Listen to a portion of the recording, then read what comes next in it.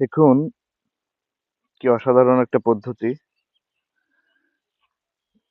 একই জমিতে এখানে আছে আখের চাষ করতেছে, যেটা গ্যান্ডারি বলা হয়।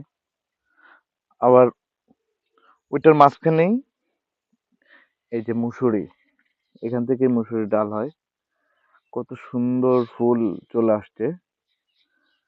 আর মুসুরি তুলতে কিন্তু বেশি সময় লাগে না।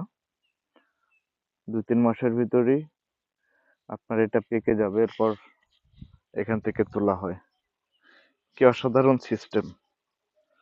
একই জমিতে ২ টা ফসল ফলাচ্ছে কৃষক। মুসুরি আর দীর্ঘমেয়াদী আখ। আখ পরিপূর্ণভাবে বেচার উপযোগী করার জন্য ১ বছর সময় লেগে যায়।